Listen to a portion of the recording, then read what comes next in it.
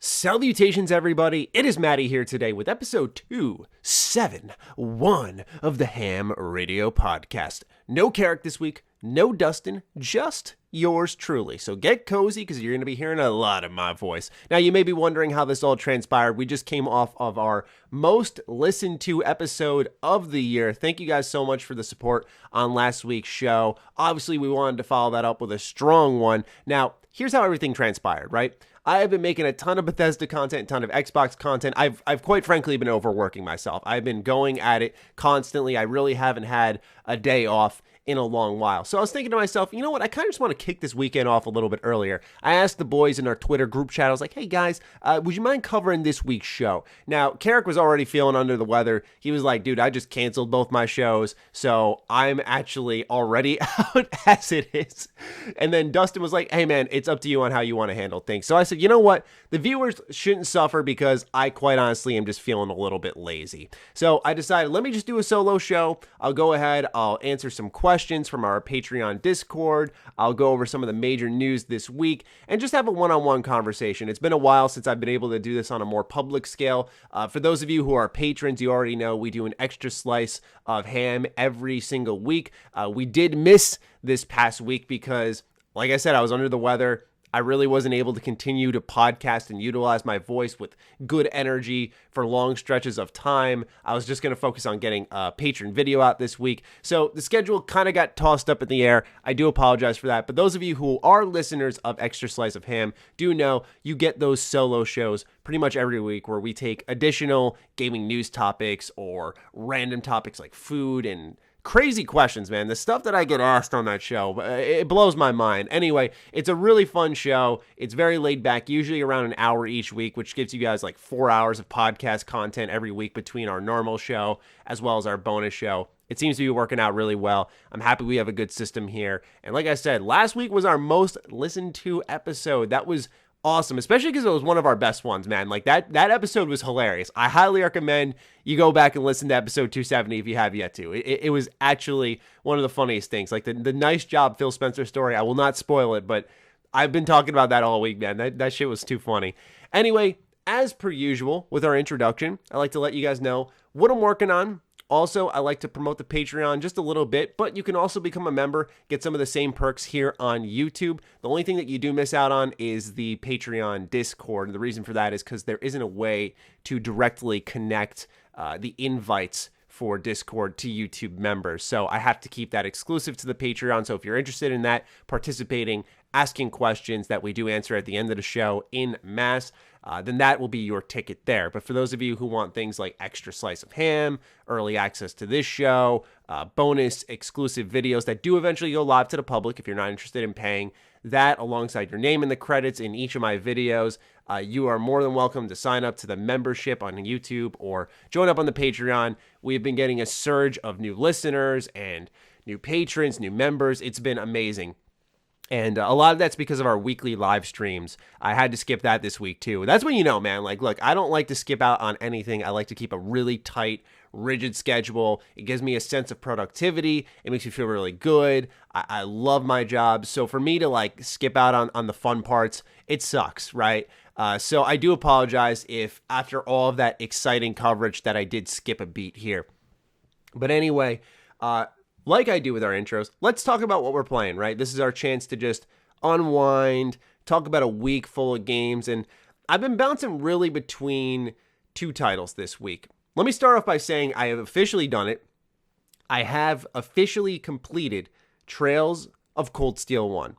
This may have felt like one of the longest video games ever. Now, for those who aren't familiar, by the way, Trails of Cold Steel is a JRPG series. I played the first entry on the Vita. It's now available on the PS4. It's available on the Switch, or at least 3 and 4 are going to be available on the Switch. But Trails of Cold Steel 1 I had on the Vita. I bought it back in, I want to say 2015. I remember finishing Persona 4 Golden in 2014.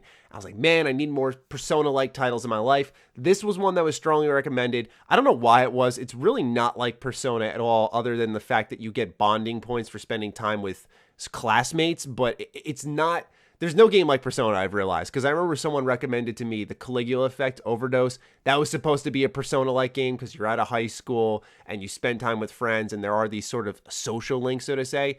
But no game is like Persona, and I've just accepted that. But Trails of Cold Steel is incredibly strong on its own. I was really slogging through it, to be honest. The first 60 hours are literally just world building. That's all it is. Chapter by chapter, they build the world, and you're like, oh my god, man, get to something really interesting. But I know I've heard too many good things about this game in particular, how it wraps up, but also the entirety of the series and how it just consistently improves. And people were right, man. The last 25, 30 hours of this game are spectacular because they ramp up. They have a clear, concise focus where they're not building the world because the world has already been established. And there is payoff, right? It depends how interested you are. And what's sad is that you can't just leap into 2. I've heard you can kind of leap into 3. But I'm glad I played it through. I'm glad I made it to the end because the ending to Trails of Cold Steel 1 is so nutty that I actually immediately ordered the sequel. Now, a little story on that. A hilarious story on that. I finished it, I want to say it was Monday night. I finished it Monday night, right? I go to Amazon. I see what's called the Trails of Cold Steel 2 Relentless Edition, which has one of the most fire steelbooks ever. By the way, don't look at it if you don't want to have something spoiled for you, like something very significant. So I'm like, oh, this looks insane. I have to get this. So I immediately order it, and it says, your order will arrive in like 2 days. I'm like, what? I have to sleep once, wake up, go through a day, and then I wake up again, and boom, it's there. That's exciting, right? Like, it just, to me, because I was ordering it at 11 at night, I was like, it might be a little bit late. But I was super pumped to see it was coming, right? And so the day comes, package does not arrive. Then all of a sudden, my order updates. It's coming late. And they're like, it's coming October 1st or the 2nd. It's October 2nd as I record this, 2 in the afternoon. Still nothing, Amazon. And you know what's funny is I spent $50 on this game, right? I spent $50 on a brand new copy of the Relentless Edition because it's not like rare, but it wasn't printed in a vast amount. And so I was like, all right, I'll cop this for $50. I think it'll be worth it. I saw online a package of sealed Trails of Cold Steel 1 and 2 steelbooks for $80 on eBay. And I was like, oh, why didn't I just do that? I would have had it by now because if I would have had to wait to this point in time anyway. And I would have had both of them brand new in their steelbooks for what was a great deal. They're both like $50 games. Why didn't I do that? Oh, frustrates me to no end. But anyway, I finished the game. Really liked how it wrapped up. I'm a huge fan of the series now. I'm looking forward to playing more. Would I recommend it is probably a question I may get from some of you out there. I think once it hits chapter 3, which is about 20 hours into the game, that's when it really starts to gain a focus of like a major villain group, and from there you start to see the bigger picture. The game is at its strongest when it's focusing on the tension between nations. That's what's sort of going on here. It's a very politically charged game where you have the Arabonia and then you have Calvard, I think it is, on opposite ends of each other, these two big empires, and in the middle you have Crossbell, who's this sort of neutral nation that is now declaring their independence, and it's changing the order of how things work in the world and how these people respond to it. There's also this other faction that's trying to unwind things, and so ultimately you have a very, like I said, politically charged story about the powers of government, these social classes, and how people are treated, whether they're nobles or common folk. There's a lot there, and it's really good. It's handled well. It's just about its pacing. I know some people care about payoff. For me, when it comes to story payoff, I think there's a way to tell something interesting while making it feel rewarding when you get to the end. This was a like 2014, 2013 JRPG. It was made for the PS3 and the Vita originally, so there is some definite like age there that I understand. Storytelling has come a long way since then. You got to think that's when we were just picking up like our almost at Series X, our Xbox Ones, our PS4s. It's crazy to think about, right? So it does have some. It does feel a little dated. I know Trails of Cold Steel 3 is when the series actually gets a budget. I would say look into it though. It is a solid series. Combat's great. What I started playing after that was Genshin Impact, but also Lost Odyssey. So I'm working on a patron exclusive video, member exclusive video right now. It will go live to the public in December when I'm on my little vacation. Just playing some of these unsung heroes on the Xbox 360, we'll say. And one of them, they're exclusive. They're kind of stuck on the Xbox family. They're not even ported to PC. One of them is Lost Odyssey. This was a JRPG. I wouldn't even say JRPG. It's got a lot of Western influence. I'd more so say RPG. By a Japanese studio that released in 2008. And I would have thought this was like a early 2010s game, man. This title was so far ahead of its time. It is spectacular. I don't know how, this hasn't been recommended to me strongly. I'm very, very surprised people weren't like, have you played this game? It is amazing, man. Really interesting story. You play as H.A.M, who's a Eternal, which means that he never dies. So he's seen thousands of years of war and conflict and the rise and fall of society. He's just been through it all. And so he's a mercenary, and you start off the game in this big battle that's ensuing between these, I forget the name of them right now. I think it was Gotsa and Ura, I want to say, are the two nations that were kind of battling it out. It ends with suddenly a giant thing of like lava coming out of the sky and just melting everyone except H.A.M. H.A.M lives because he's eternal, and he has no idea how he's an eternal. But it's just that alone there is what makes the story so interesting, because they have this mechanic, which I don't know if this is actually part of the DLC or not. I know there's DLC for the game, but it's called 1,000 Years of Dreams. And so you'll be walking around and certain things will happen in the game, like little conversations you'll hear or moments in the story that'll evoke these dreams. And there'll be these mini visual novels that sort of paint a picture of a random part in H.A.M.'s memory that he's forgotten a lot of his past. And it's explained properly why that's the case, by the way. And it makes sense, and it's not your typical like amnesiac protagonist sort of thing. It is handled quite well, I'd say. It's far from a trope, although it seems like one at first. But he starts to gradually uncover his memories, and these memories aren't core to the story. But for example, one I read was a story of these people called upstreamers who, like, I think walked with the direction of the wind, and they were sort of like nomads. They'd plant their camps along with where the wind is, and they'd decide to either live like a normal town life, or eventually they'd feel the wind would carry them and they'd go out on a journey and follow the wind with other folks who were upstreamers. And so he met this little girl. He was like a mercenary still, so he's helping this little girl who was an upstreamer. He ends up coming around like 80 years later, and this little girl is now an old woman who is being put to rest, and it's like an emotional experience. You're like, wow, like he said like he saw conflict in between that. Like he went to war, he battled a couple places, he helped around in a couple of nations, and he comes back and like this woman has lived her full life and has passed on while he is still the same age. And so he's sort of this cold, detached protagonist, H.A.M, but yet the way they humanize him over time, just a spectacular game. It's by the creators of Final Fantasy, so the combat's very reminiscent of that.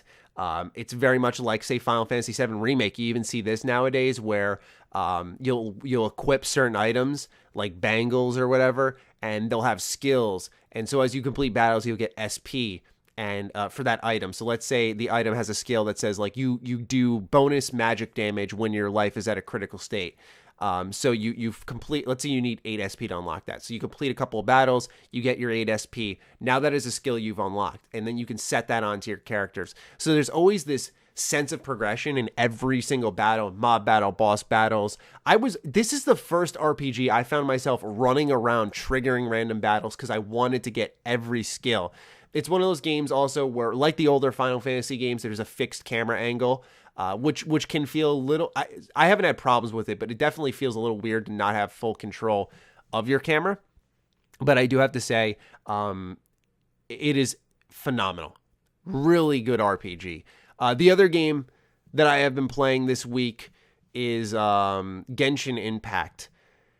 What a strange game this is. I know it's not in my wheelhouse. Like, there's two things that aren't in my wheelhouse on my channel. I know that. Like, videos that are sent out and I don't want to say get destined to fail, but they really have a strong chance of failing, and they have to get some serious luck to succeed or have to be like extremely high effort, like my future Persona video. And that's like Nintendo, which, you look at my Super Mario All-Stars video, and I know it was a little late, but like, what a flop. You look at that, Nintendo, as well as like super hardcore JRPGs, and Genshin Impact is absolutely that. But Genshin Impact is very interesting because it is a free-to-play open world RPG gacha game. So it's very heavily inspired by Breath of the Wild, and what I define this game as, and this punchline is precisely why I want to make a video, because it defines it so well. This game is a wolf in sheep's clothing. It looks like something is not as welcoming. It presents you this wonderful world that you can explore, and it's got all these Breath of the Wild elements. And how do I describe it, man? The game never stops you, which is really good for a free, because like its structure alone, it cannot time gate you. It cannot kick you out, or at least it wouldn't make sense at all to kick you out of the world. But the way it works is it is driven by its gacha elements so hard that I sit there and I go, why couldn't you have had like a free version like this and then a $60 version that I could have just paid for? And it would have gotten rid of all of this, because at the core of the game, of course, are these like loot-driven random drops. As you complete objectives like opening chests in the world, completing quests, you get these gems that you can then turn into a certain currency that you can then perform what's called a wish. And these wishes allow you to spawn random characters. I think you do what's called you can roll either 1, which would be stupid, or do a 10 roll. And you have the chance of getting a 5-star character. These are, of course, the best characters in the game. And I'm not complaining, because once again, it's a free game, right? I'm not complaining at the notion of them wanting to make money. They have to do it somehow. But it's more so that everything is based around the gacha elements, and the game would be amazing if it weren't. They had such a good game here that compromised its elements for 2 things. Number 1, the gacha stuff, which it's an interesting experiment. I'm curious to see how it plays out. Right now, the game hasn't stopped me. But number 2 is that you can feel the limitations because they squeeze this game onto mobile. So now every single update is subjected to, can this fit on a mobile device? It's also on PS4, it's also on PC, and that's what excited me initially. I didn't know this game was going to be on phones, because when I saw Genshin Impact and I saw it was a free-to-play gacha open world PS4 and PC game, I thought, wow, okay, this has a chance to be different, because now the updates fit that hardware. But once I found out it was on phones, I was like, man, this stinks. So I'm Adventurer rank 13, I want to say. Co-op unlocks at 16. I had a couple of buddies who have been playing about a day or so ahead of me, and they got to the co-op. And let's just say, man, that it is really underwhelming co-op. It doesn't let you open chests in the world of the player you're visiting. It limits like the content you can consume. You're pretty much like nothing progresses for you. So you don't benefit from co-op. And it just sounds like a staple to the game. Like, we also have co-op, but it's not the co-op that you'd want. Now, I know there are things like, not expeditions, but there is a kind of raid system where you can go into these bigger missions with friends. There are certain missions that are like 30 seconds long that you can do with friends. Like, it's just very underwhelming. It's very underwhelming from what I was told. And, my friends have been playing it just like me. So I've sank about like, I want to say 8 hours into the game. It is solid. It is very pretty. But you just, like, I remember going to a store in the game, right? It's like I said, wolf in sheep's clothing. I go to a store because you're playing the game thinking like open world RPG.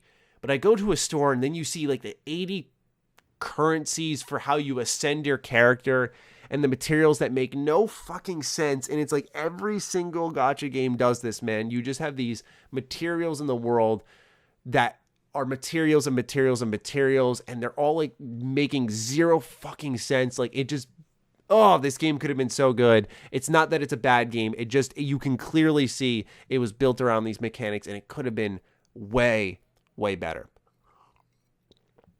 Pardon me. I had to take a drink. I was getting worked up there. So it's not like Genshin Impact's a pass. It's a fun game, especially if like you're low on funds, you're looking for something free to play. The game does not stop you, which is commendable. It's great and all. I could totally see this being a game you could just keep playing and not pay a single penny for, which is something to, once again, tip your cap at.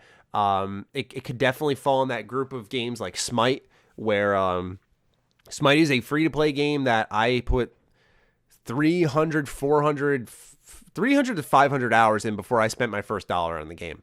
And I'm usually not like that at all. But, I mean, between systems and everything, I put a lot of time into Smite.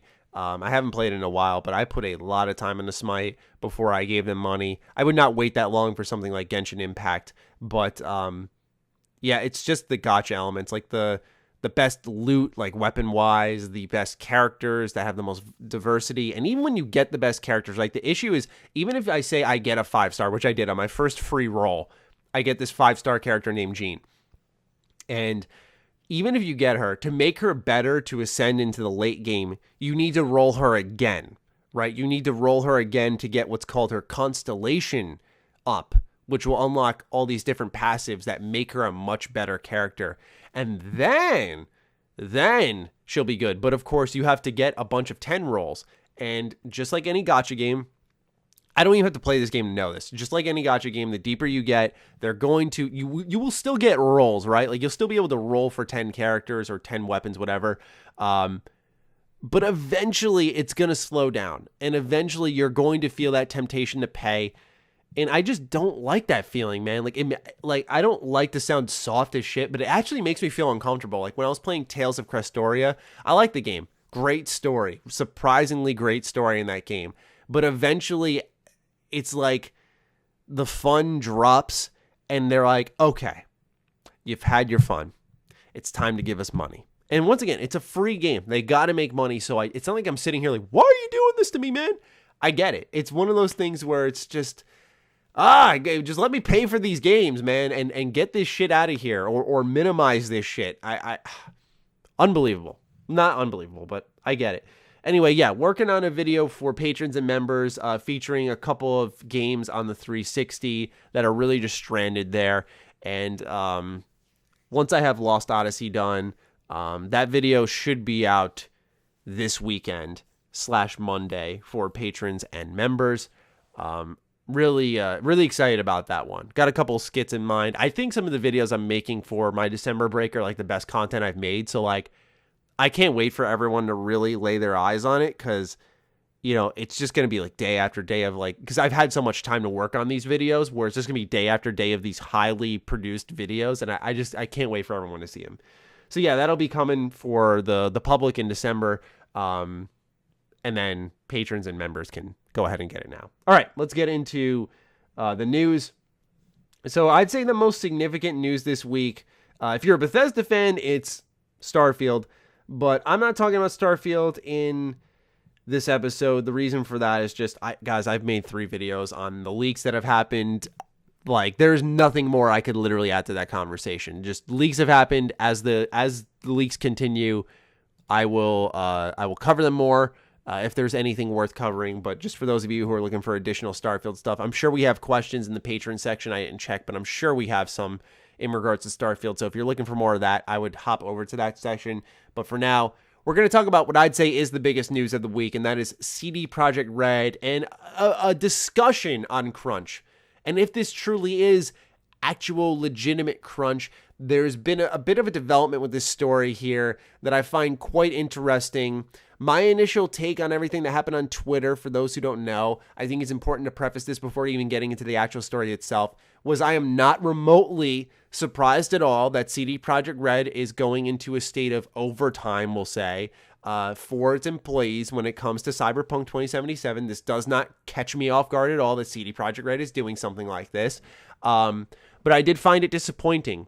And the word I used on Twitter was, is the human sacrifice actually going to be worth it? Now, let me take a sip of water before we continue into the story. I want to preface all of this by saying I am one of the creators on the platform who sort of has a mantra of, it is not my duty to get offended for you on the behalf of people like the workers at CD Projekt Red. It's not my duty to get offended for them. Like if they vocalize on, say, Twitter or Facebook, or we see a conversation pop up or an email come out that there are disgruntled employees, I feel like that is when I should use my platform to speak out and put pressure on the company to say, make some changes, right? But if no one is complaining, which I don't think Projekt Red is sitting there going, you cannot complain about anything, then I don't really think it's my business to stick my head in and be like, how could you be doing this to them? Now, with that in mind, a lot of times with crunch culture in video games, it's not really optional. You are sometimes told it's optional, but then you get the situation like Rockstar where they say, if you don't do this, you're going to A, not get your bonus at all. Despite you working on the game for like 5 years, you're not going to get your bonus if you don't crunch, or you're going to miss out on X, Y, and Z, or we'll replace you. There's stuff like that has happened in our games industry, and that's where I think crunch culture gets very toxic. I think there is a nature of overtime in the creative space that at times, I don't want to say you can't avoid, but I say this, and I know working on videos is nothing like working on a game, but I know as a creative, sometimes my passion to make something takes over, and I will work like 3 additional hours on something because I want to, I'm in the flow. I'm in a flow and I want to make it as good as possible, and I want to accomplish this task, and my passion for the project takes over the normal amount of man hours I'd want to work. Granted, I am self-employed technically, so I can choose when I walk away, I can choose when I walk in, but I have mental deadlines. I want to get in here at 11 a.m. and I usually work till around dinner, or I'm sorry, I should say like 10, 11 a.m. But I like to work until dinner time. Once dinner time comes up, then I ease into my shower, any exercise I want to do, or I'm sorry, I exercise, I shower, and then I coast into my evening by that point in time. But there are times I'll keep working, even though I started at like, say 10, I'll work till like 9, because I'm really invested in what I'm doing, or based off my schedule for the rest of the week, it just would make sense to continue working. And all I'm saying is that I know sometimes in the creative space that your passion will take over and you will willingly work those extra hours. I think the difference is with crunch, sometimes overhead will come in and say like, you've got to do this. And they don't care about the mental health issues that may come along with that. And that's where the conversation gets a bit hairy. Now, the reason pressure has been put on CD Projekt Red is because, and this comes from Bloomberg, I quote, last year, Iwinski and Badowski told Kotaku that they were looking to make CD Projekt Red a more, quote, humane, end quote, place to work. Now, that quote alone, I think, says a lot. That if you want to make your place more humane to work at, it acknowledges that it is currently inhumane. That word choice in its own right is quite alarming when they said that.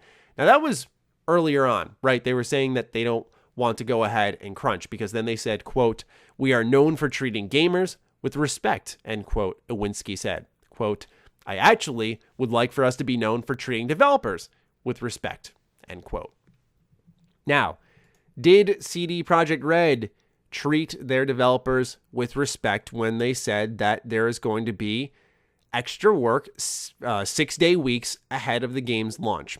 Well, I'm not going to tell you what to think because I think both sides are completely understandable. However, I'm going to present the information and then give you guys my perspective. And I'd say this is a well-researched perspective at that. So let's start off with the actual quote from the email, which came out through Bloomberg's Jason Schreier.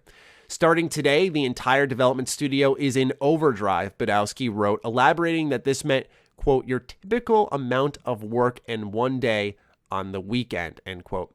The extra work would be paid as required by Polish labor laws. Many other video game studios do not pay for overtime. So once again, this right there, that quote there, that extra bit of information there is very important to know, comparing that type of overtime culture to that of something we've seen at EA, Rockstar, so on and so forth. So just do keep that in mind. It continues on saying, I take it upon myself to receive the full backlash for the decision, he wrote. I know this is in direct opposition to what we've said about crunch. It's also in direct opposition to what I personally grew to believe a while back, that crunch should never be the answer. But we've extended all other possible means of navigating the situation. Now, that I believe is referring to the multiple delays. They've pushed it back comfortably, trying to work it through. And now they're like, okay, for the next couple of weeks, we need to work an extra day, which I think totals out to, I want to say, 6 or 7 extra days of work. So I think that simplifies things a little bit. You can say it's 7 extra days of work or 6 extra days of work, but doing 6 days of work a week with 1 day off, I'll try to just give perspective through my situation. When I do the podcast every Friday, essentially my weekend, like most, doesn't start till Saturday, because when I'm at the office and I'm rendering out like the audio file for you guys to get it to early access, I'm really never home and through the door until like 10 p.m. on on Friday nights. So my weekend doesn't start till I literally go in, I shower or whatever, I hit the sheets, and I wake up. And so your weekend gets a little shorter, right? Like usually you want to be out the door by like 5, 6. So then you got a little bit of your Friday leading into your Saturday. So now you've just got, say, your Sunday. And so that's tough, man. It's tough regardless. I don't think anyone's taking away from that. Adam Badowski quoted Jason Schreier's article with a little bit of a write-up. And then I'm going to provide a little more perspective here. Because like I said, this is an evolving conversation. I don't know if there's truly a right or wrong here. And by that, I mean, if you're saying crunch is... I'm not saying crunch isn't bad, by the way. But if you're saying this is crunch and this is bad, you're not wrong. I don't really think you're trying to like, get upset on behalf of the developers of CD Projekt Red. I think there is some truth there. But on the other hand, once I present some extra information, I mean, it's not like they're not making out really well on this. So let's talk. Adam Badowski writes on his Twitter in response to Jason Schreier, "These last 6 weeks are our final sprint on a project we've all spent much of our lives on," which is true. This was announced in 2012, 2013. "Something we care deeply for. The majority of the team understands that push, especially in light of the fact that we've just sent the game to cert, and every day brings us visibly closer to shipping a game we want to be proud of. This is one of the hardest decisions I've had to make, but everyone is well compensated for every extra hour they put in. And like in recent years, 10% of the annual profit of our company 10% of the annual profit our company generates in 2020 will be split directly among the team." Now, I am friends with him, so keep that in mind. Colin Moriarty put out an interesting tweet, I thought. He says, "CD Projekt is forecast to net $500 million in profit for its fiscal year. It gives 10% of profits to its employees as bonuses, which Adam Badowski just confirmed. They employ roughly 1,000 people. In that situation, the average bonus is $50,000 per person. Meanwhile, the median per capita income in Poland is approximately $5,000 a year. So it is a handsome for what is, as some will say, 6 weeks out? So 6 extra days of work that will gain you a $50,000 bonus. Now, once again, perspective. We do have the Borderlands 3 situation. I think it was. Was it 3 or 2? There were bonuses promised, and then bonuses were pulled. Now, I think CD Projekt Red, with the money they are going to make hand over fist with Cyberpunk 2077, the money that CD Projekt in general makes through GOG, I'm sure these bonuses will be paid out. But once again, I think perspective is key. The other thing that we should be aware of is, to some extent, the labor laws that would be protecting these workers, because we don't know what terms CD Projekt Red would be employed at. So there is something a little bit different with that. That's also worth keeping in mind. But point being is, the reality here is, for 6 extra days of work, 6 extra weeks of bonus time, there are going to be employees making roughly a bonus of $50,000 this year, which is a lot of money, especially in Poland. That is a ton of cash. And that's nice. Now, the question is, and it is a fair question, is this is still a human sacrifice, right? Is the extra time in the studio, working on the game, working harder, being away from your family, all that stuff, is it worth it for that chunk of change? I think that's up to each person. If you got to secure the bag mentality, I'm sure this is like, hell yeah, let's get to work, man. Let's get this out. I'm sure a lot of the team is eager to get the game out, man. The final stretch, right? This has been years of hype and discussion. I still vividly remember walking in 2018 into the E3 press room to check out Cyberpunk behind closed doors, man. Like I vividly remember that. And to think like now we're just about a little bit over a month away as I record this episode. I mean, it's crazy, man. So I'm sure they are as eager to get it done as humanly possible. I will say for me, my initial statement on Twitter, I'm not one of those people like, I'm not going to delete my statement because my Twitter, like it's a knee jerk reaction, right? Like, but I'm not going to like hide that. I would say I would probably change my tune a little bit here because I think there is definitely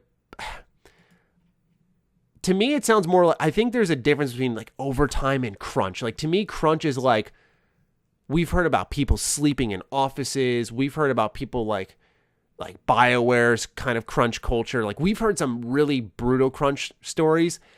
And I just think now we're starting to see a blurring between crunch and overtime. And to me, it's up to the people to decide, is this something where, is that 10% annual profit? Is that worth it for them? And if so, I mean, let's say it is Colin's numbers that he generated here. Let's say it is $50,000. Is that worth it to them?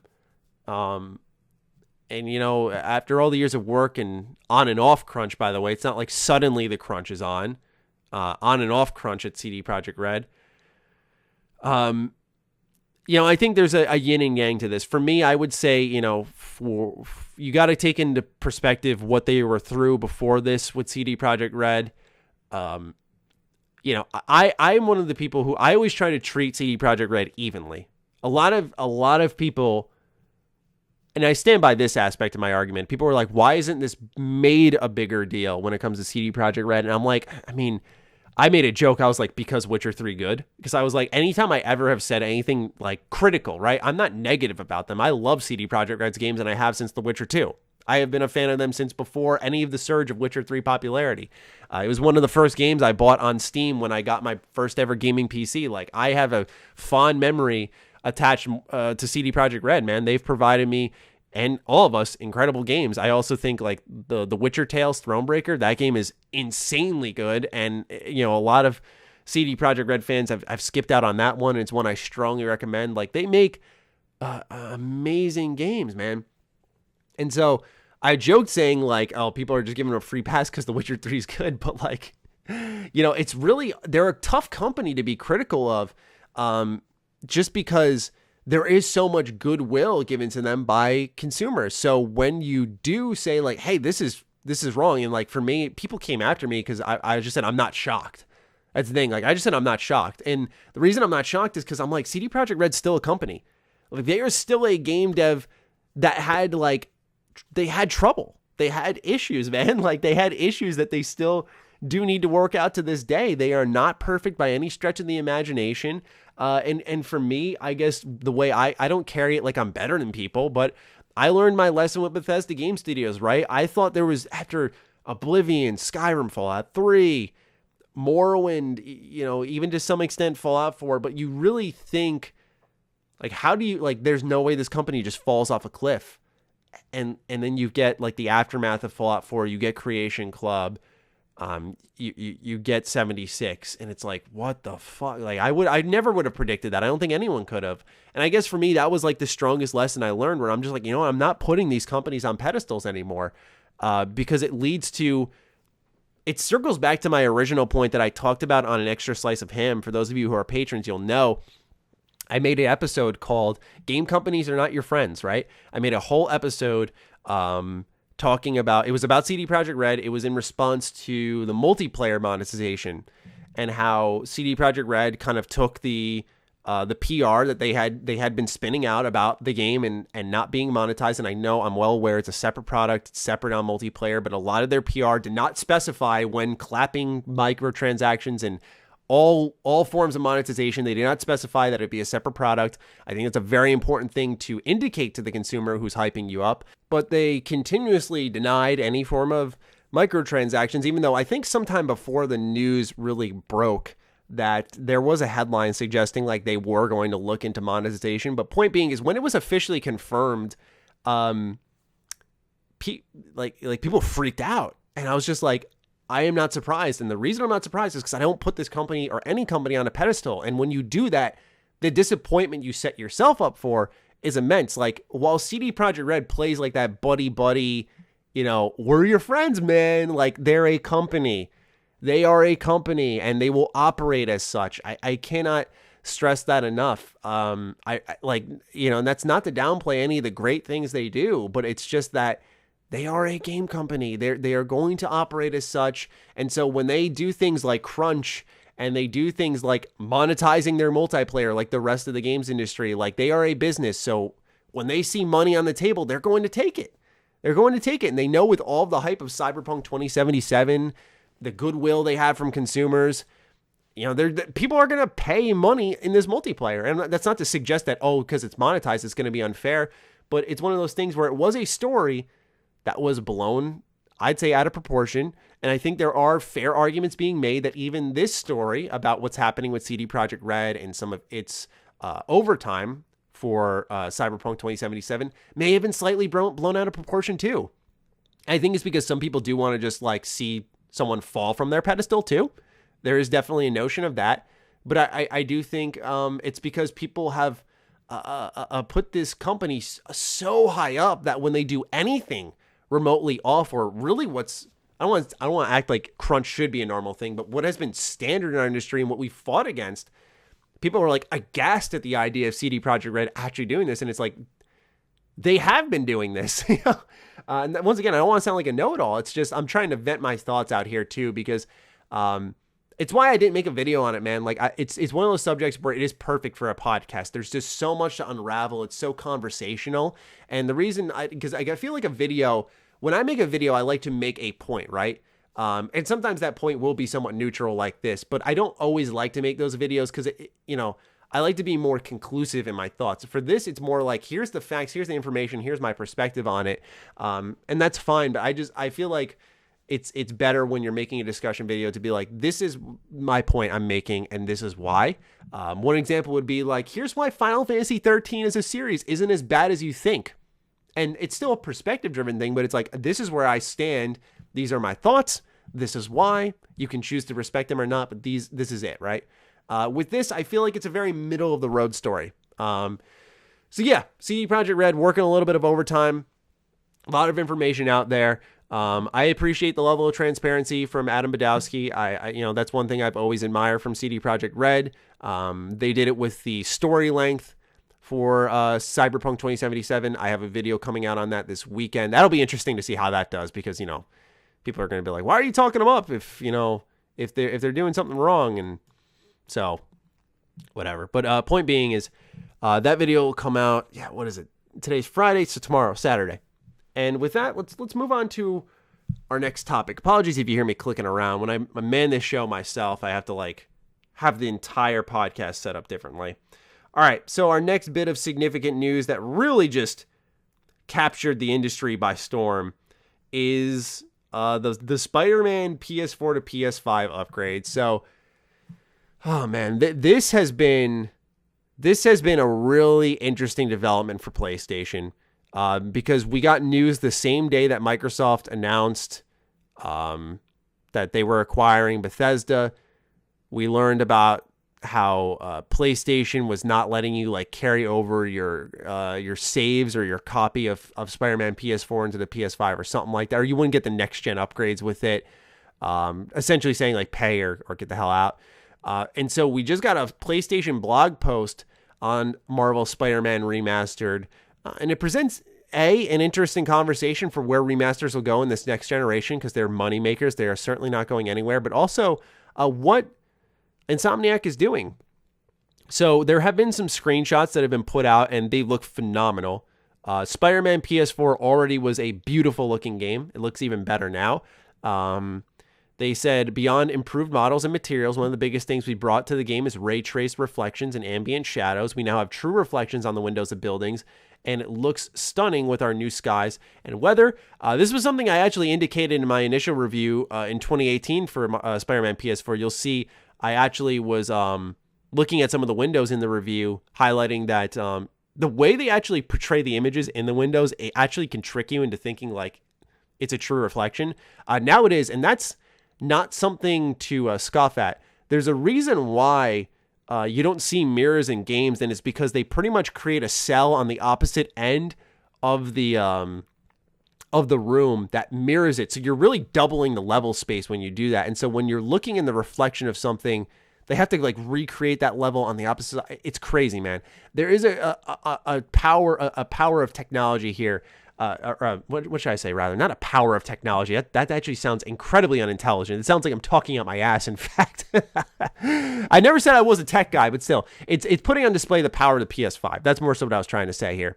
And so not only have they done that, they said it's not just environments. Our characters have also gotten a huge upgrade from higher fidelity skin, eye, and teeth shaders to individually rendered strands of hair. The new tech and detail brings our characters and their performances to new life. This is where it gets interesting. This does bring us to one of our bigger changes. In order to bring the best performance to players with our next generation Spider-Man games, we have recast the face of Peter Parker. We loved working with John Bubniak on the original game. However, to get a better match to Peter Parker / Spider-Man actor Yuri Lowenthal's facial capture, we have cast Ben Jordan to be the new face model for Peter Parker on the PS5 console. He looks incredible in game, and Yuri's moving performances take on a new life.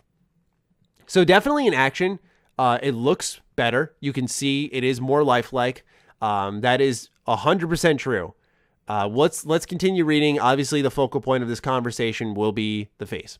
Additionally, thanks to the power of the PS5 console, we're now able to target a higher frame rate through performance mode, which offers 60 FPS. This allows you to experience the beginning of Marvel Spider-Man's storyline like never before. One thing I have an issue with these next-gen consoles is how they still have modes. Like, these games should run at 60 FPS, right? Especially a 2018 game. Like, this shouldn't be, I pick a mode and it runs in 60 FPS. This should be a situation where, at base value, it looks as amazing as it does, and it runs at 60 FPS. That's just my 2 cents, right? As a guy who's not a tech nerd, I just think it's one of those situations where the game should be running perfectly fine. 60 FPS should be the standard, and it should look amazing. You know, it's about time now. It's 2020. It is about time this stuff starts to happen. All right, so let's talk about the face. The internet got into a really big stink about this one. Really big stink. A lot of people were extremely upset that Yuri Lowenthal's John Bubniak face was replaced by what seems to be a Tom Holland knockoff. The way I look at it is this. Number one, you know, at my base opinion, I am not a fan of this. I don't like it. I think he looks kind of silly. Not even because I was used to one, right? Like, it's not like I keep calling him Yuri Lowenthal, this John Bubniak Spider-Man. It's not like, you know, he was ingrained in my head for years and years and years, like Tobey Maguire, and suddenly you got Andrew Garfield stepping in or whatever. Not the case at all. But it's one of those things where, no one was asking for this. No one was asking for this at all. I don't know why they did it. They say it's to take advantage of the PS5 and the next gen capture, and God, stop. B, it's clear that they're trying to create an MCU counterpart. And I don't know if they saw Avengers in the response to that, but like, everyone outside of Kamala Khan looked like a fucking knockoff, and it looked terrible. It looks so silly, man. It looks ridiculous. What was great, I thought, about Spider-Man PS4 is it was its own thing. And some people may go like, oh, you're overreacting, or people who don't like this are overreacting. But you got to look at it this way. Spider-Man PS4 was the first Spider-Man game that created some semblance of duality with the character of Spider-Man since really Spider-Man 2, where you'd go into the Daily Bugle, you'd run around as a knockoff Tobey Maguire, and you'd talk to J. Jonah Jameson, and you'd go out and take pictures on missions. That was like in 2005. The year was 2018 when that game came around, and actually had you playing as Peter Parker, making that a big part of his story. So I think, yeah, it's very obviously important how Peter Parker looks, but it's also, I think it's just important to establish like what would you say, like a game universe Spider-Man. Like, not everything has to connect to the movies, because point C that I was getting to is it's not like the game struggled to sell. It's not like people looked at this and went, who the hell is this? This ain't Tom Holland. What is this, man? Like, no. No, so I feel like it's change for the sake of change. I feel like they almost did it to justify that price hike, to sell that Ultimate Edition of Miles Morales. I think they did it so that they could excuse the lacking. I think they lacked the free upgrades. Let me go ahead and double check that. Spider-Man, PS4, PS5. We'll do free upgrade. Let's see what comes up here. All right, let's see here. PS4 players can't upgrade to what? All right, this is from Polygon. Hold on. Let's take a read here. But Spider-Man PS4 players can't upgrade to PS5 for free. Now, I feel like this is what I was saying earlier, but the title suggests otherwise. PlayStation 5 owners interested in Marvel Spider-Man will have to repurchase the game in a bundle with Spider-Man Miles Morales for a new console if they even owned it on PlayStation 4. Spider-Man Remastered, the improved version for PS5, will not have any sort of upgrade path for the PS4 version, as a Sony representative confirmed to Polygon over email. It will also not have transferable save files for the original game. Marvel Spider-Man is an enhanced version of Spider-Man. Oh my God. Oh God, it's this quote. Oh my God. This is the one where they say Marvel Spider-Man like 8 times over. I'm good. I'm not going to reread that to you guys. There aren't any plans to release this remastered as a standalone. See, this doesn't imbue any confidence to me about Miles Morales. It just sounds like Miles Morales is going to be a small-ass game, and that's why they're pushing this so hard.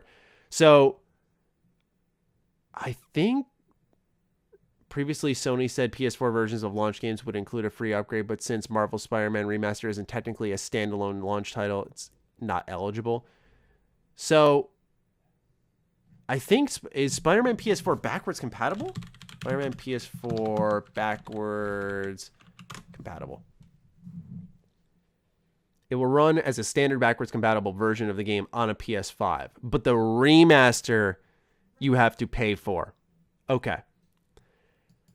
Yeah, man, it just sounds like they're pushing it then. I just had to, sorry, I know that was an extra slice move where I look up information while we chat, but that is 100% one of those those situations where they're pushing it so hard, man.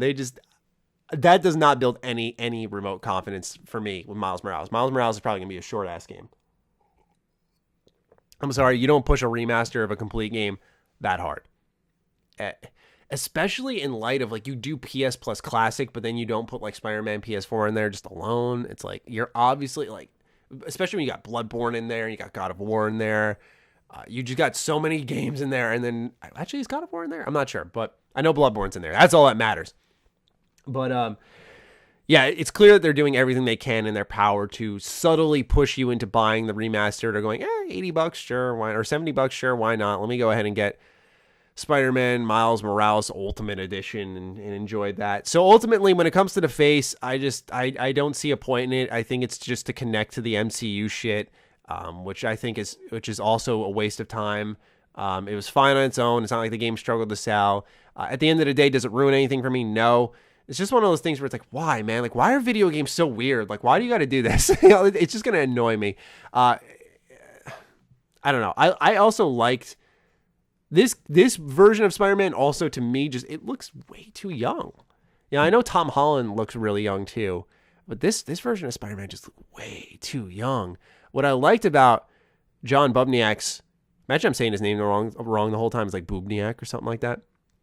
But John's Spider-Man PS4 model, I liked because he just looked his age. Now Spider-Man looks like the 17-year-old, right? Like, it doesn't look like the mid-20s Spider-Man that they were portraying, in my opinion. They're like, oh, well, actually, Ben Jordan's 26. And I'm like, I don't give a fuck. No offense, but he doesn't look like it. When I shave my face, I sure as shit don't look like it either. Like, there was a good in-between, I'd say, for Spider-Man PS4's John face. But whatever, at the end of the day, doesn't matter, no, because half the time you're in the suit, so who really cares? Anyway, now we get into, after those two major bits of info, there really wasn't much news this week, in my opinion, that caught my interest.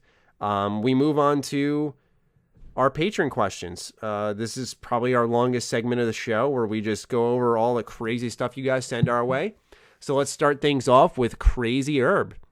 With us just getting past the release of The Avengers, which upcoming game currently seems most likely to be the next AAA live service flop a la Anthem /Fallout 76 /Avengers. So if you notice with those 3 games, there's a track record, right? You see the game, you go, wow, this looks cool. Then you find out it's live service, and then you go, oh boy, why? And then there's no justifiable reason, and you start to see the greed underneath it, and you just hope to God that everything pans out all right. You really cross your fingers. But in the case of these 3, it never really does. Man, Avengers, dude. Avengers is just... that game bugs me so much. It could have been so much better. It was clearly 2 different games, and like as I've stepped away from it more, like I tried to make it my home-based game. You guys know I'm still looking for a home-based game. I just couldn't do it. The game's so boring and monotonous, just constantly repeating the same missions. All right, so which would be next? I mean, the next live service game that comes to mind is Outriders, but what I played of Outriders, I really liked. I don't see that flopping. Maybe player-based wise, it doesn't have the energy that like these other 3 games have, because you know one's a BioWare game, one's Fallout, and the other is Marvel. But Outriders, dude, Outriders, that could be. I don't want it to flop though. That's the thing. I'm a little biased. I don't want it to flop. That game looks awesome. So, and it plays awesome, feels awesome. It's got some like B tier shitty humor to it. So that might be its Achilles heel. But yeah, I was looking, and it's not a live service game, but I think the next kind of flop that has like the same amount of question marks, although in different beats, would be like Godfall. Because you first saw it and you're like, what is this? And they're like, it's a looter slasher. And you're like, oh, it's a live service game. And then all of a sudden they're like, no, it's not. And it's just the way they've handled like the PR beats, and then it's in every fucking show, and they're really pushing it. Like it's got all of those beats where I'm just like, this game is not going to be what anyone hopes it is. The difference though is that I don't see. Maybe Godfall ends up being good, right? Like I hold out hope because the game like aesthetically looks cool. But when I was watching the combat for that last state of play that they did, oh my God, so boring looking. Holy moly. So that would be my prediction. I think Godfall's the next kind of AAA live service looking flop. All right. Dow writes in, do you think Starfield will have playable alien races like how Elder Scrolls has it? See, I told you guys, I told everyone, ladies and gents, that you would have your Starfield here. Starfield having alien races, if those leaked screenshots are to be believed, I don't know how much your race will play a factor, given the fact that you really can't see the character in their spacesuit. But they are they in outer space? Are you always going to be wearing that spacesuit? It's a good question to ask. I would love that. I love how the Elder Scrolls starts off with races, but here's the thing. It's a branching thing. If you put races in the game, then you need to have the world respond to that. You need to have people acknowledge it. You need to have quests treat you differently. And so it's about if Bethesda feels that's worth their effort. Now, personally, I would like to see that. So that is my response. Do I think they will have them?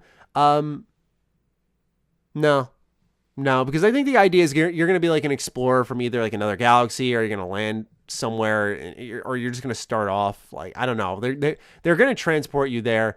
And maybe, here's the thing is if those screenshots are to be believed, it's third person, you want to see your character. Maybe I'm going to change my tune a little bit, maybe, because if it's third person, you're seeing your character. I doubt they're going to have you in a full suit of armor constantly. It would be really cool to play, because then maybe it changes how you start, like what planet you start on. Imagine that, like you pick a certain alien race, so you start on a different planet.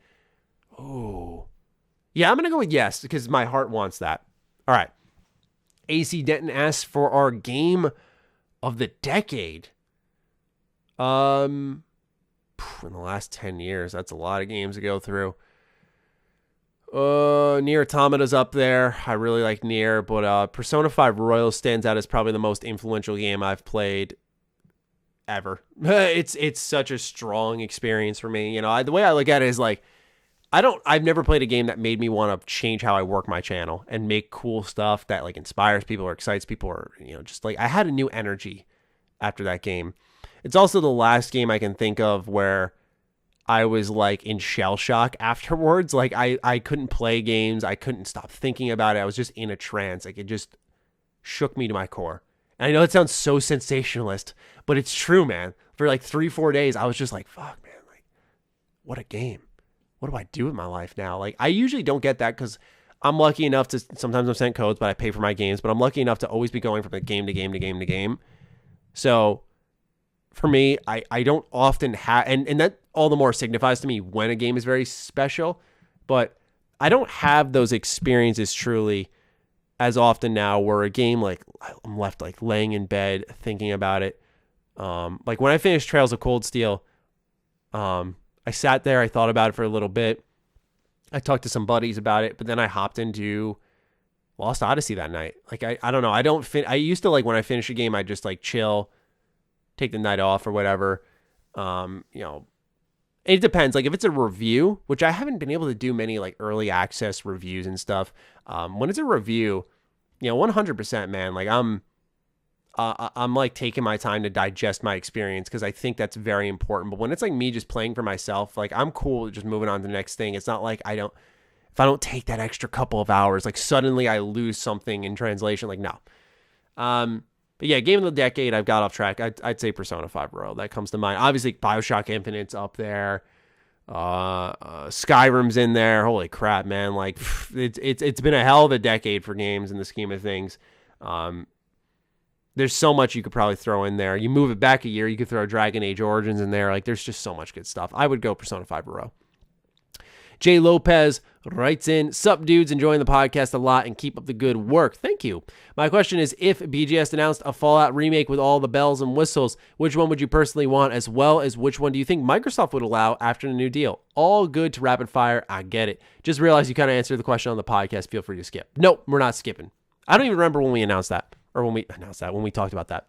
I would personally want Fallout 3. I think that I have a video in production on this for next week that I'm going to go forward with. And it's that I think that given Microsoft's love for remasters, we've seen it with Halo Master Chief Collection. We've seen it with Age of Empires. We've seen it with Wasteland. I think Microsoft is a fan of remasters. They see value in it. They see value in digging into the past of their old IP. And even though they offer, backwards compatibility for, say, Fallout 3 or New Vegas, where I can slide that into my Xbox One and play it. It's all good and great.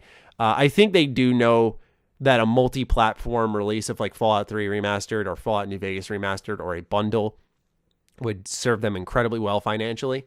And it would definitely help them earn some of that money back that they spent on Bethesda, straight from the product they purchased themselves at that.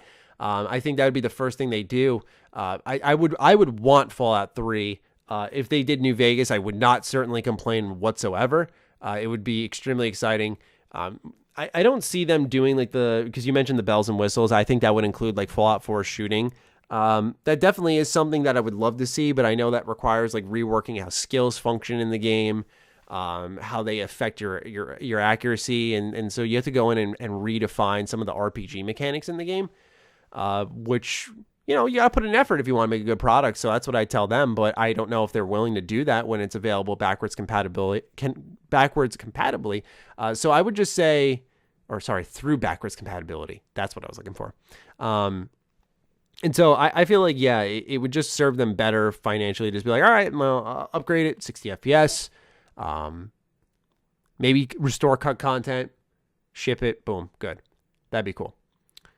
Dow writes in, if you could have any exotic animal, what would it be? I'd go with a black or white wolf. I don't know. I've never been that type of guy. I don't look at wildlife that belongs in the wild and go, like the people who have pet lions. I'm like, what are you doing, bro? Like, you're going to just wake up with a slashed neck at some point from one of these lions, man. Like, oh boy. I guess like maybe a bear. Like a bear seems like so cool. Even though they terrify me. If you could somehow make that animal, it's not really exotic, but if like you can make that animal into something that would, chill, relax, I'd be all over that. That'd be cool. Chris Cozy writes in with 2 questions. 1, knowing that the Mass Effect remaster won't have multiplayer. Yes, I'm as disappointed as you, Maddie. Thank you, Chris. Thank you. What are your thoughts on a future standalone Mass Effect multiplayer game? Is there horde mode enough on its own, or what are some other modes that would work? If it happens, I guess free to play with loads of microtransactions and maybe a PvP mode with AI mixed in.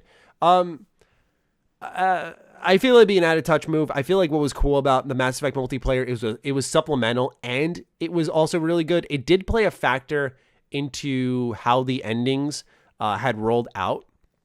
Where if you had the, I think it was like the Ready at War, there was a specific term for it, but I know most of you played Mass Effect 3 know what I'm talking about. I haven't actually played it since the game had come out. I have been away from Mass Effect 3 for an extremely long time, which is why I'm very excited to go back to it.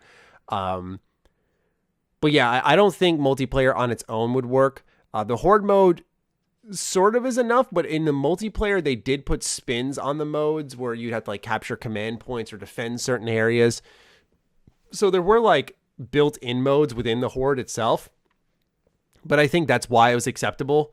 It was essentially just Horde mode, so it was okay for it to just be supplemental. If it's on its own, there's a higher expectation. I would love to see that's the thing, man. Like Mass Effect multiplayer stays underrated.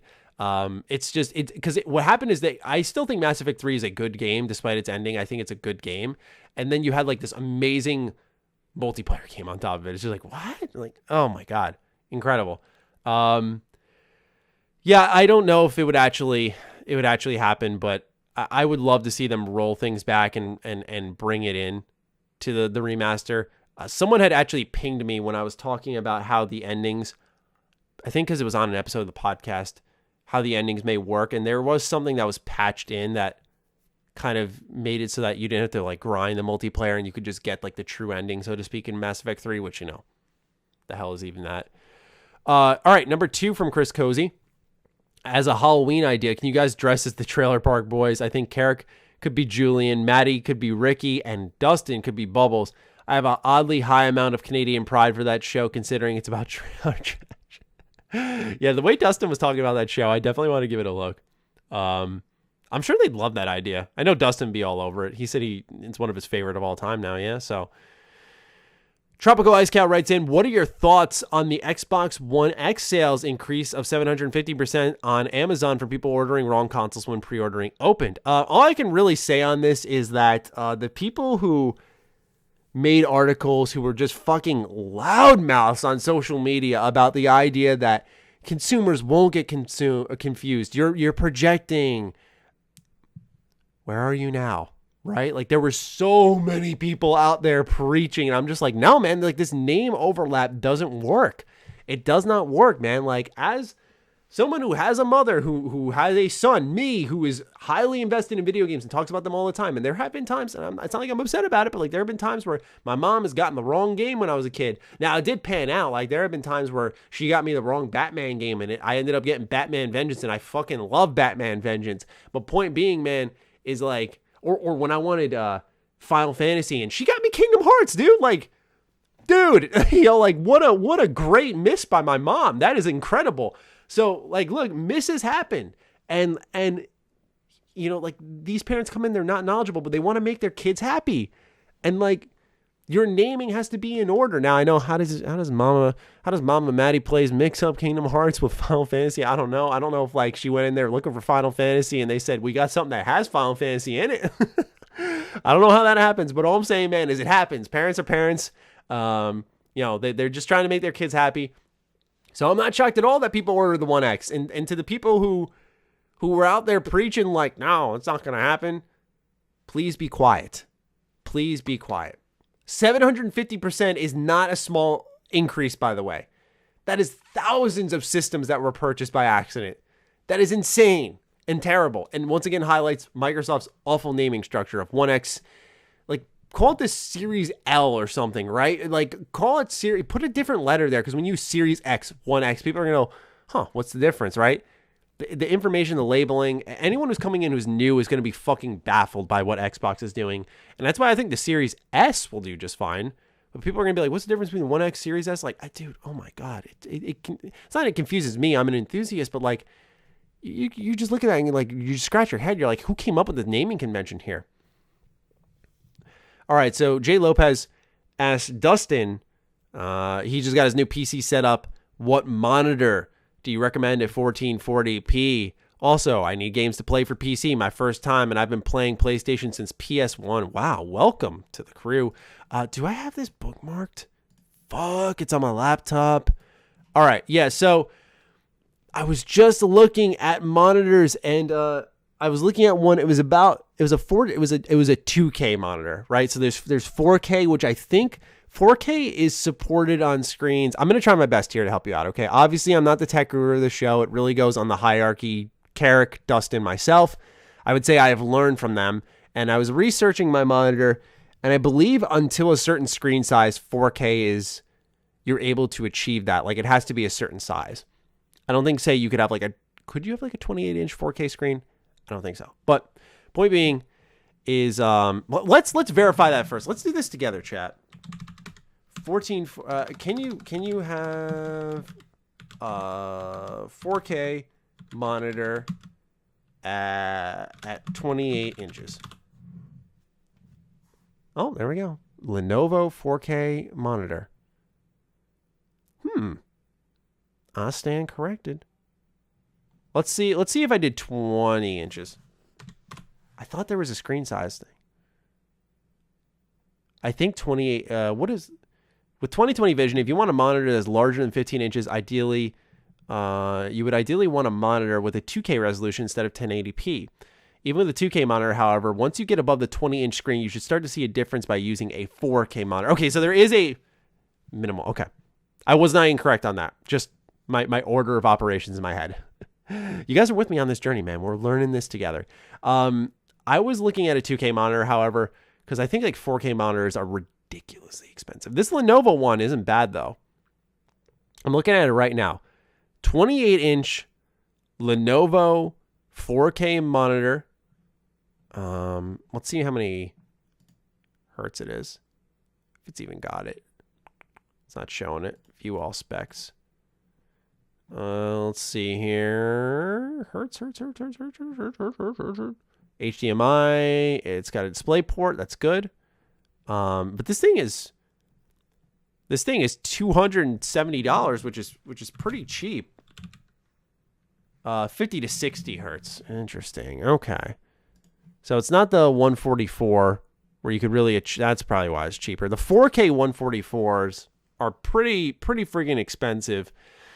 Just know that for a 1440p monitor, you're definitely cutting the cost to like the 200s. Let me look up a specific one because I don't have it on me right now. Dell has some good monitors. Acer especially. I'd say depending on your budget, if you can spend in the 200s, go with an Acer monitor. They have pretty good 1440p monitors that are like 27 inches. I don't know why Siri's going off. Anyway, that's what I'd go with. That's around the 200 area. But once you're there, maybe you could look a little bit into 4K if you're looking to scratch that 400 area. I don't know what your funds are looking like, man, but 1440p you'll get along just fine. Just make sure you do 144 hertz. That much I know. Games to play though, I don't know if you're like trying to stress test your rig or if you're just looking for PC exclusive games, so to speak. If you don't have, once again, if you don't have a lot of money, like I'd say hop on the Epic Game Store. They're always giving away some free games. But like, don't be that person. Like my friend, he got I remember he got his PC and like he immediately played like old Xbox games on it. And I'm like, bro, like use what power you have. Like why are you playing like KOTOR? Like why? Star Wars Squadrons came out today as I'm recording this, and this game looks phenomenal, man. I'm excited to play this one. I should have a video out next week on it. That's when you can look into what else they got here. What would be a good PC game? Look up PC Game Pass. That is actually a really good place to go. I do PC Game Pass. You can just test all types of things, man. Go crazy with it. All right, sorry. I know that was a lot more long-winded than if Karak or Dustin were here, but I'm trying my best. Horse of Fire writes in, will there be fishing in Phoenix Rising? Or will there be fishing in Starfield, like on other planets, etc.? That would be amazing. Okay, so I looked up Phoenix Rising, and I typed in even like Phoenix Rising game, and all I'm getting is Phoenix Rising FC. So Phoenix Rising. I think you're thinking of like Ashes of Creation. I think it was. Nothing's coming up for that though. Will there be fishing in Starfield? That would be kind of cool though. I like that idea. Loki writes in, do you think it's possible in any way for Microsoft to buy BioWare from EA, considering BioWare's past 2 games haven't been hits. They have so many RPGs right now. It would make sense if it ever happened. This is a great question. I think it's very well possible, but I think the stronger reality is that you see EA like shutter BioWare and then some of the higher ups leave and they create their own studio and they go independent. I think that's more than likely. I think once you leave EA, you don't want someone else hanging over your head. Even if it's like a seemingly flexible company like Microsoft, I don't know if you transfer over to that. Now, if it's just BioWare as is, I would not be shocked if Microsoft wanted to buy it from them, because think of Bethesda Game Studios was like a core of the old Xbox. I mean, Obsidian partially was. And then you look at BioWare, who was like fundamental to the rise of RPGs on Xbox. Like, it makes so much sense. It would be absolutely incredible. I would love to see that happen. I think it's possible, but I think you need to see EA like relinquish that. And I think more likely you don't see that happen. Because EA would just like, even if BioWare's at their worst, they're still making the money somehow. Where if EA were just to sell them outright, do they make enough to like sit on that stack of cash? I mean, they could just sit with their EA Sports and be fine. I don't know. I don't think it's possible, because I don't think you can just like trade companies like sports cards. Horse of Fire writes in again, for Starfield, I was wondering if you could build cities and do engineering and harvest ore with machines you build for engineering/building, just like you were able to do in the old PC Star Wars Galaxies before the jump to Lightspeed expansion. Or they will not have the level of complexity for building/harvesting, etc. It's really hard to say, given the fact that we don't know a lot about Starfield. It really goes into how in-depth they want to make their settlement building, which seemingly is in the game. I wouldn't even call it settlement building, maybe like home-based building. It would be really cool if you did have like engines running and machines running that, because we did see, I think it was Contraptions was the name of the DLC for Fallout 4, where they did give you machinery that like would produce ammo and all this stuff. So Fallout 4 did tinker with that a little bit. I don't know if that carried into 76. I don't think it did, because ammo was like a very precious resource. But yeah, I would definitely say like that's something you could safely imagine coming over into Starfield. That'd be cool. So let's go ahead and oh my, Natural Calamity posted, I know what you're thinking. Well, this is an extra slice thing, man. I'm surprised he put this in the podcast section. I know what you're thinking. What is this? Mint green tea watermelon.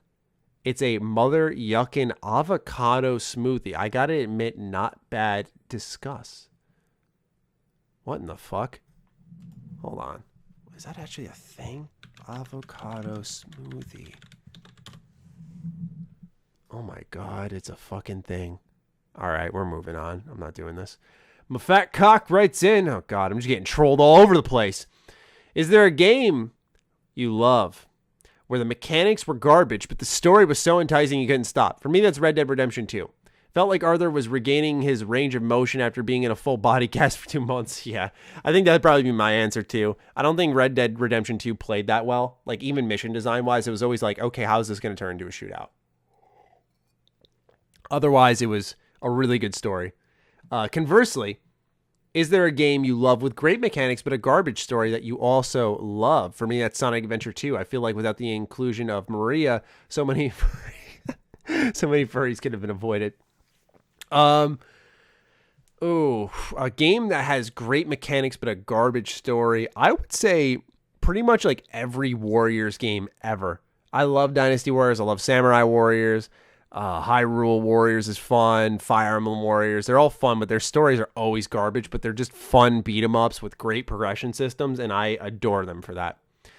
Lord Shankor writes in, what is your favorite Mass Effect moment in the original trilogy? My favorite moment is when you had to defend Tali in front of the Qunarian Admiralty Board.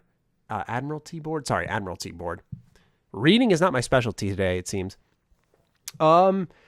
Favorite moment in the whole trilogy. Obviously, one is we'll just say the ending part of Mass Effect 2. Of course, punching the reporter out. That's another really popular one that I really liked. I liked the jailbreak with Jack in Mass Effect 2 as well. I thought that was really neat. Kind of caught me off guard. Just something about it. Just seemed very different. I don't know how to describe it, to be honest. Once again, these games are very vague in my brain because I played Mass Effect 2 a little late. I think I played that in 2011 or 12. I got it for Christmas. Mass Effect 3 I played on launch. I haven't played it since. There goes my dog. Mass Effect 1 I played in 2008, and then I replayed it, I want to say 2010. So it's been a good chunky year since I've dove back into any of these games. Now we move on to Vault 101 guy who writes in saying, number one, correct me if I'm wrong, but I don't remember a Bethesda game being leaked besides Starfield. I wonder why. And it seems like the leaks happened right when Microsoft acquired them. So I would say you're somewhat correct. Bethesda did have Fallout 4 scripts leak, which did suggest kind of when the game was set and how things are being handled with that. As for the timing of it, at least based off what Skolzy was saying in one of his videos, it seems like these images have been around for a while and then they just kind of got out. Like they were already on the internet and then they just got out. So it seems like it was more so just strange timing. But that's just based off, like I said, what he said in his video. So you can take that as you will. Outside of that, other leaks from Bethesda games, I'm trying to think like Wolfenstein, Doom. Nothing really comes to mind. Yeah, they're pretty locked down with their stuff, man. And I think it's because of the culture that they have. That's the thing. Bethesda may not make like the best games ever, but they do have people who give a shit. And I mean, I do commend that. I don't think Fallout 76 was a give a shit product at all. But I think outside of that, if you erase that from history, I think most of them you can see like between Dishonored, Prey, even The Evil Within, which I'm not a fan of, but like what else? Elder Scrolls Online, Fallout, and so on. The previous Fallout games. I think you can really say that you can see they care. Number two, do you believe there's other life in the universe? Yeah, of course. The universe is too big for there to. It's only just be us on Earth. That's my logic, at least. My nerd logic. All right, question 1 from Natural Calamity. He's only got 3 this week. I'm shocked. No offense, Natural, but I'm very shocked. 1, when was the furthest vivid memory you have of being visibly excited for a game? Getting up and dancing in excitement, singing, and your skin crawling. My vivid memory of this was Saints Row the Third, sitting down stairs, hold on. Like this isn't actually me reading. Hold on. My last vivid memory of this was Saints Row the Third, sitting down stairs up to my because he space down space stairs space up to my counter. It's downstairs is one word, comma, up to my counter, sitting in my underwear and eating Cocoa Puffs as one does. Seeing the trailer pop up on my YouTube feed, I remember jumping in excitement seeing the VTOL, the dubstep gun, killing folks with a shark shotgun. Holy shit. Running around I didn't say that, holy shit, by the way. That's what he wrote. Running around the house singing James Brown. I feel so good at the top of my lungs. So my question is, when was the furthest you've had any sort of insanity, or do you even have this level of insanity? I will say this. Fallout 4, obviously, I don't think I need to really say more than that. Fallout 4 drove me up a wall with like childlike excitement. I think a big part of that was also just having a community to like share my excitement with.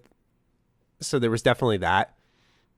What else was there? The acquisition, Microsoft acquiring Bethesda, that was like, fuck yeah. Like I was extremely excited about that. I had like a little pep in my step.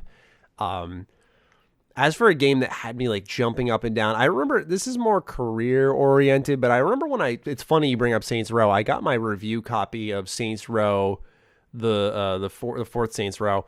I think it was called Saints Row 4. I don't even remember at this point in time. The game is solid, but the series has gone dormant since. But yeah, I remember my review copy came in, and it was like it was my first ever review copy. And I was like, they gave me 2 weeks to review the game, and I remember like actually jumping up and down, and I sprinted out. I showed my mom, and then I got so excited that I crashed. Like I started downloading the game, and I passed out on my couch. So that was one that was 2013 or 14. I was really, Really excited about that. That was more a career oriented thing. I wasn't like super stoked at the idea of like the game really. You'll probably see me at my most insane if they bring back the Old Republic in like a very faithful fashion. You will see me lose my shit. Question 2. Actually, let me just emphasize that a little bit more. Not even lose my shit. Like I've had actual moments where like I'm taking a shower or I'm like on my walk and I think of like if KOTOR got announced, like a remaster, or if they brought it back, and I start to feel like a dopamine rush, like the idea of it. Like that's how obsessed I am with this series. The very fucking idea of it has me stoked. Imagining if it actually happened, I think I would rupture a lung screaming so loud. And I'd probably break the ears of my audience. I'd probably even cry. Question 2. CD Projekt announced they are going to have their staff work 6-day weeks leading up to the release of Cyberpunk 2077. I don't feel like I need any developer to crunch so I can play a game. Mental health and family time are important. I agree. However, I don't understand how this practice is different to retail workers who have to put in long hours for the holiday season. I know a lot of people who work retail open at 6 to 8 a.m. and close 10 a.m. to 1 a.m. every day from November to the new year, and the same thing in other occupations. Even though I don't see those practices as frowned upon, why is crunch when it comes to gaming seemingly frowned upon, but no one bats an eye when your UPS driver works long hours during the holiday season, retail workers making sure you can get your holiday gifts, or construction workers working on roads and buildings? So this is totally fair, and I kind of wish I brought this up in my initial discussion. I think a big part of it is really that the conversation focuses on how you can fix game crunch and its kind of culture, really, because that's what people refer to it as. They're like, it's a culture. And I don't think that means that it shouldn't happen, or like it's okay it's happening in other areas, right? Like, I don't think that's the idea. Like, because we want to get rid of game culture, we do want it, or we don't care about UPS drivers and all that stuff. I think that's also... No, actually, you know what? That'd be incorrect. I just really think it's more so that it's not that people don't want that. I even had someone tweet at me saying, like, why don't you just work retail if, like, you think this is human sacrifice? And I'm just like, I don't think that has anything to do with the situation at hand. I guess it's more so that I think that's where like unions step in and stuff. If I am correct on that, someone can by all means send a message or post a comment letting me know if I'm incorrect on that. But I do believe that's where unions would step in. And I know there are people who want to like unionize the games industry, but I always thought that conversation seemingly comes up when studios get shut down all of a sudden, like you have a Telltale situation. So I agree. I think it's bullshit that you have to fill these companies' agendas because they want to maximize a profit. At the end of the day, I think whether it's gaming, it's your UPS driver, it's someone working as a cashier, I think it's bullshit either way. But that's just my 2 cents. It's a great question, though. Question 3, for Mafia 4, what do you think they go with? Maybe a sort of mule storyline, how the cartels connected to the Mafia, and how drugs are smuggled into America back then. Besides that, I can't really think of what time they could go to and what they could maybe do. Maybe Shanghai in the West Coast area. What are your ideas? I would like them to take a true... See, the thing is with Mafia, is they have these great cities, but they never make them explorable with side content. So, quite frankly, that's what I want. I don't care where they go. Because at this point, it's not even about that. I know they can make good stories. I know they can make these intriguing worlds wherever they go. They've done it for Mafia 1 Definitive Edition, 2, 3. That's not my concern. My concern is filling it with stuff that's going to pull for my attention and keep me invested in the game world that isn't just mindless side content. That is my priority. Skooma vendor. All right. Don't know if it's just me, but all these Starfield leaks aren't exciting me at all. Not like the Fallout 4 and even 76 to an extent. I think it may be that it's a setting that Obsidian has literally done very well. That, and you also have Mass Effect Remaster on the way. It's going to be quite a bloated genre and setting. Well, that's totally fair. I don't think anyone should be getting excited for it, but in all fairness, this shouldn't... I think the idea is leak number 1 should have, I think, piqued a lot of people's curiosity. From that point in time, I don't blame anyone for not being excited by the leaks, because as I've said in think 2 videos now. They're not exciting leaks. Like, it's just seeing what the game looks like. Seeing the spacesuit tells you a lot, right? It tells you kind of the vibe that Bethesda wants to go for with this game. Seeing the HUD tells you a little bit, right? Like, there's little telling points, but none of this would generate any hype at all whatsoever. 76 didn't leak. 76 was a game that was teased, and then we got information through Jason Schreier of Kotaku at the time that it was going to be an online survival RPG. And I remember instantly seeing the interest on my channel for that game tank. I'll always remember seeing, like, literally the number line was, like, straight, like, on a plateau, and it fell off a cliff. It was actually fascinating. But yeah, man, like, it's one of those things where the Fallout 4 leak was different. There was a lot of build up there. We got scripts, then nothing happened for the game for like half a year. Then suddenly it's Bethesda's first E3. Like, there was a chain reaction of moments there that made Fallout 4 so hype, I think. Obsidian did just do it very well, but Obsidian does hub worlds, right? They do hub areas that are not nearly as expansive. Bethesda Game Studios is going to be far more open, far more interactive. I think that's another thing. Mass Effect, once again, hubs, great RPG, incredible choice and consequence, but a very different game. So I think all of that does change things. Funkrat with our final write-in says, not a question this week, just a reminder to you three and all the listeners out there to stay hydrated and have a great week. Let me go ahead and take a sip as we wrap this up. I hope all of you out there are doing the same. It's funny. My voice has been pretty good this episode, but I'm now, just as we're wrapping this up, getting a little raspy. So perfect timing for us to conclude episode 271 of the H.A.M Radio Podcast. Hope you guys enjoyed just this solo episode. I appreciate those of you who are understanding with how the situation unfolded between myself, Karak, and Dustin, and how we managed to get this episode done. So hopefully you find this worthwhile. You find it enjoyable. We'll be back to our normal stuff next week, where it's going to be us three having a good time, making stupid jokes, and all of that good stuff. So for now, I hope you guys enjoyed episode 271. Keep an eye out for the Patreon and members exclusive video coming out around sometime this weekend. Should be a really good time. I think people are really going to enjoy it. It's focusing on some special 360 games, as I alluded to earlier. And with that, ladies and gentlemen, I'll talk to you guys soon. Stay sexy, stay active. I love you all. Peace.